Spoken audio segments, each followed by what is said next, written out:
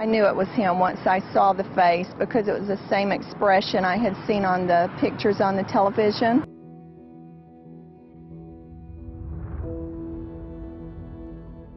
Ariel Castro Kidnappings. Suddenly, a red car pulls up. The driver, it's a familiar face. And Amanda realized that this was Ariel Castro, and she knew his daughter. The horrifying crimes of Ariel Castro rocked Cleveland, Ohio, and the rest of America when they came to light.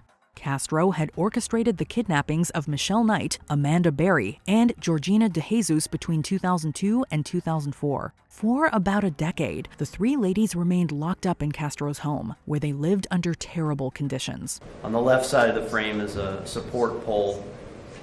That's a pole that we've come to understand that the women were restrained to.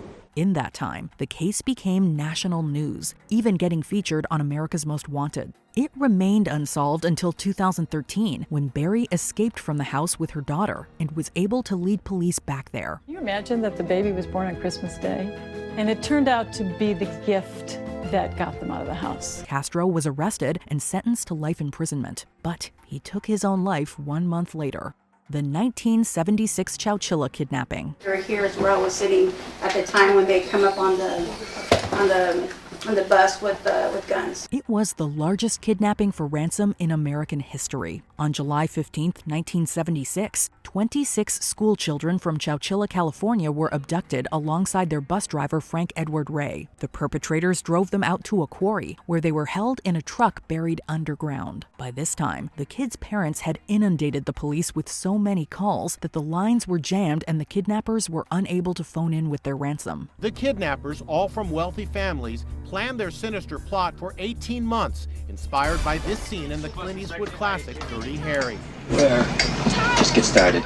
Over the next 16 hours, Ray and the older children maneuvered their way out of the truck to their freedom. They were eventually reunited with their families. All three kidnappers were captured by police and sentenced to life, but were eventually all paroled. Linda Carrero Labandera and 3 of her sisters were among the hostages. She can't believe James Schoenfeld is now free. Charlie Ross. In 1874, the young Charlie Ross was living with his family in an affluent neighborhood in Philadelphia. On July 1st, Charlie and his brother Walter were in front of their house when they were picked up by 2 men who lured them with the promise of candy and fireworks. Walter was later dropped off by the men, while Charlie was never seen or heard from again. The kidnappers demanded a $20,000 ransom, which Charlie's father was unable to pay. The case eventually became headline news, as it was America's first known kidnapping for ransom. 60 years later, a man named Gustav Blair came forward claiming to be Charlie, but he was never accepted by the Ross family. Bobby Dunbar. Backstory. 109 years ago, 4-year-old Bobby Dunbar, son of Leslie and C.P. Dunbar of Opelousas, wandered away from a family outing near Lake Swayze in St. Landry Parish. Born to Leslie and Percy Dunbar, Bobby Dunbar was a 4-year-old boy who went missing in 1912 while on a Louisiana fishing trip with his family. For 8 months, police searched all over the country, and the case attracted significant media attention. It all took a bizarre turn when it was reported that Dunbar had been found with a man named William Walters in Mississippi. The city of Opelousas threw a party, but that party didn't last long. But, according to Walters, the boy with him was actually Bruce Anderson, the son of Julia Anderson, a field hand of the Walters family. Notwithstanding, a court ruled that the boy belonged to the Dunbars, and Walters was later sent to prison for kidnapping him. Decades later, DNA testing proved that the boy was, in fact, not Bobby Dunbar. Elizabeth Smart. I needed to learn to be okay with my new life, and that was, that took time, and it didn't just happen overnight. On June 5, 2002, a young Elizabeth Smart was kidnapped from her home in the middle of the night by Brian David Mitchell. Mitchell took Smart to a camp in the woods, where he and his wife, Wanda Barzee, kept her imprisoned for 9 months. Smart's name and face were plastered all over the news. And at one time, about 2,000 volunteers searched for her every day. I knew it was him once I saw the face because it was the same expression I had seen on the pictures on the television. After a drawing of Mitchell appeared on TV, he was eventually spotted and reported to police. Smart was rescued and reunited with her family on March 12, 2003. Since then, She has played an instrumental role in the passing of legislation to promote child safety. The chilling part is that if she hadn't gotten found, I think 4 years later, it's pretty obvious she'd be part of that family and part of that compound. Amber Hagerman. For those first 5 terrible days, their daughter became everyone's little girl. The 1996 kidnapping and subsequent death of Arlington, Texas girl Amber Hagerman remains one of the most notable unsolved cases in the state. On the 13th of January that year, Hagerman was abducted from the parking lot of an abandoned grocery store by an unknown man in a black truck. A witnessing neighbor quickly drew the attention of police, media, and Hagerman's parents, all of whom began searching for the young girl. Until we got the final word.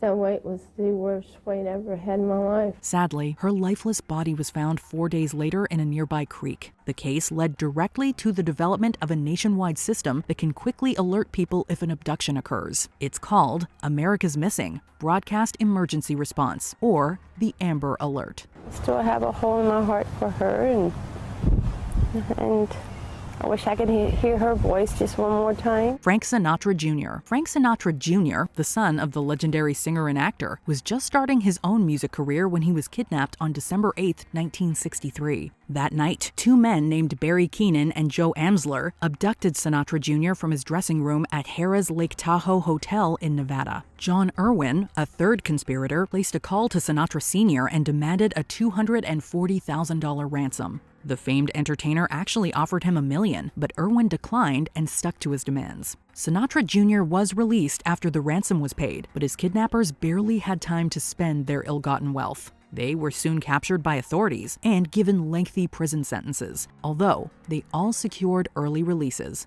John Paul Getty III. As the rich old man received his congratulations, no one could know that, on becoming 80, Getty was about to enter the most terrible year of his life.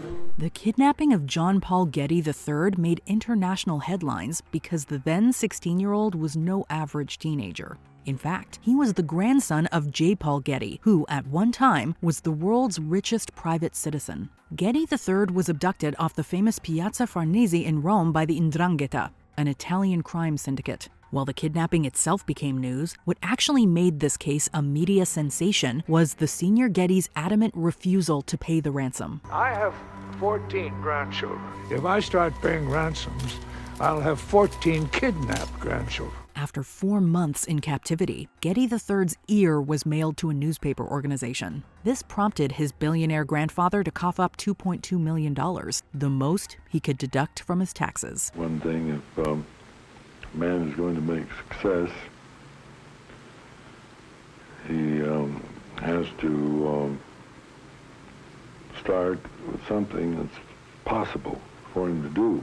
Patty Hearst. The national media immediately focused on it as a kidnapping case, and then understood, the revolutionary aspects of it. Born into the affluent Hearst publishing family, Patty Hearst was a 19-year-old college sophomore when she was kidnapped from her apartment in February 1974. The perpetrators were a far-left radical group called the Symbionese Liberation Army. 2 months later, the group released a tape in which Hearst called herself Tanya and declared that she had joined their ranks. I've been given the name Tanya after a comrade who fought alongside Che in Bolivia.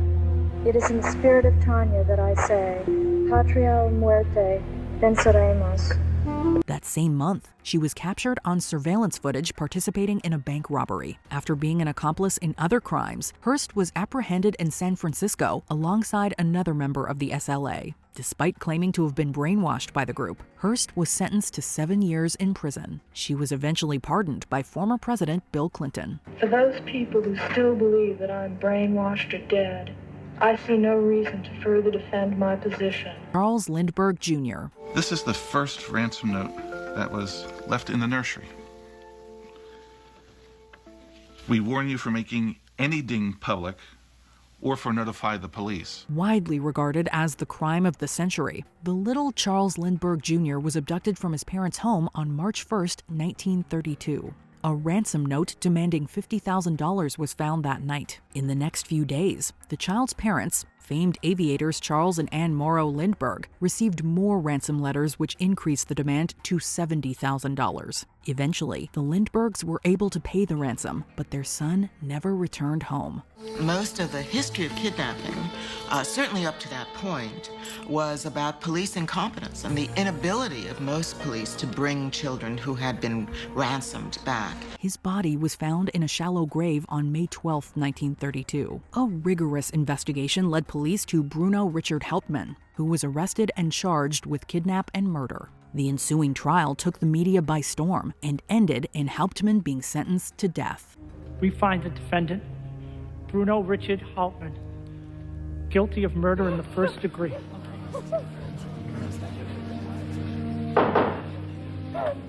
So say you all? So say we all. Check out these other clips from WatchMojo, and be sure to subscribe and ring the bell to be notified about our latest videos.